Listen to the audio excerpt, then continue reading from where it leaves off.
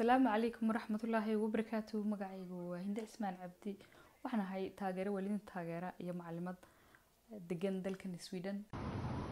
مقعيقو وياسين يوسف مجن أو شوجا ودك ماليزيا جارهان مقالة عاصمة كوالالمبور. مقعيقو أسرع عبد الله وحن كسو جنها دلك شينها. مقعيقا وفاطمة أبدي وحن دجنها وان كسو بربارة ودن كهولن. مقعيقو وخضر أحمد حسن وحن دجنها فرانسيسكا. مقعيقو ومحمد عرب. waxaan ku noolahay magaalada Kiev ee dalka Ukraine. magacaygu waa Maxamed Sugulle Jaamac jooga Costa Rica Central America.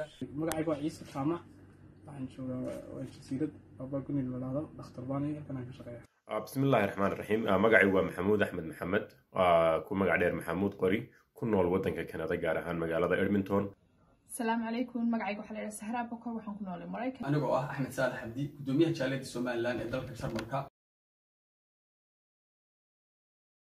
تاريخها الدوت صالح أهان واحد شرتي واحد اللي يهذا Spanish flu 1918 كونية سجال بقول سيدات يطلع ودجال ككوباد الدنيا ده واحد الشيء إنه الدليل جودهان الدنيا ده إن أرد حيسا كنتن مليون أوقف إلى بقول مليون أوقف ضد ضمير بيطلع dadka Soomaaliland ku nool xilliga maaha Soomaalida oo dhan oo kaliya ayuu boqolkiiba 7 boqolkii qof ee Soomaaliland ama meesh markii Soomaaliya isku jiro gobolada waqooyi loo yaqaan ku noolba 7 kamid ayuu dilay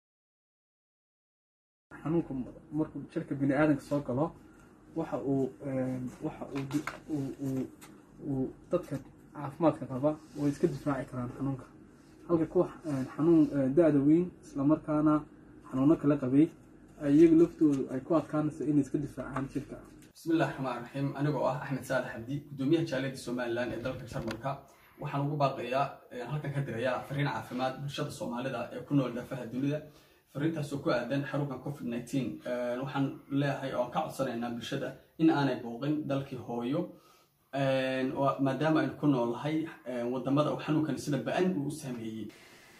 imika xaalku runtii buu yimid qof kastana wuu og yahay waanu aragnaa meeshuu xanuunkan marayo xanuunkana waanu qarsanaa hadaanu Soomaali nahay xanuun kasta ha ahaado xanuunkana Ilaahay baa keena Allahna naga qaada Ilaahay hayna ilaaliyo horta laakiin hadana waxa weeyaa inaan u dhagan nuglaano oo maqalna dadkeenan caafimaadka ama khubradeenan inoogu hawlan mar walba inale yani hal fadhiyo gurihiina waa muhiim in guriyaha la fadhiyo maadaama xaalada adag lagu jiro qulba joogta waxaan halkan uga jeedinaynaa in ay wixii ay dirayeen ay wax ku sii daraan maadaama xaalada adag lagu jiro dadkan Yurub joogay dadka bilashi u diri jiray yaanay oran oo maanta suuqa waa la ximid dad lacag bayna soo gashay dadkan Yurub jooga waa qof kastoo waa dadkii dhalinyarta ah ee wadankii joogay wax la tarabadan ba soo socday waxaa muhiim ah in aynu qaadano talooyinka caafimaad ee xirfadlayaasha caafimaadku ay gudbinayaan.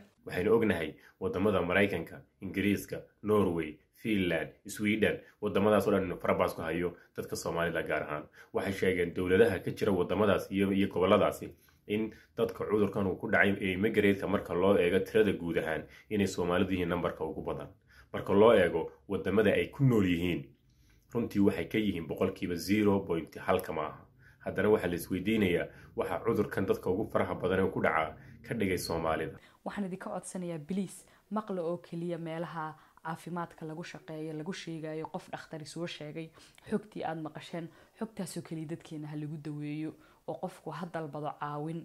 waxa laga yaabaa qofku inuu isweydiiyo maxaa la iga rabaa inaan guriga u joogo tusaale yar oo kooban hebel ama heblaayo oo shaqalaatan jir caafimaad qaba ama caafimaad qabto wax calaamadii ka muuqan ayaa laga yaabaa in xanuunka la soo darsan laakiin aanu isagu qofkaas isdareensanayn muddo kooban waxa laga yaabaa qofkaas inuu dibadda u baxo uu la kulmo 15 qof 15 qof ee qofkaas la kulmay waxa laga yaabaa inay la sii kulmaan 15 qof midkiiba taasoo keeni karta muddo kooban gudahood xanuunkii inuu gaaro boqolaal ama kumanaan.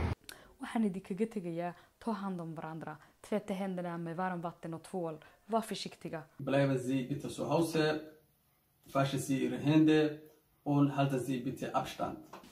Ik zeg blijf thuis was je handen zoals het moet en blijf alert omtrent jouw gezondheid. 80% of всех инфекций передаются через руку. Мойте руку, будь ласка. je vous termine mon parole. Restez chez vous, s'il vous plaît. Merci. waxaan ku leenahay stay safe, stay home. Stay home, be safe, wash your hands. Thank you.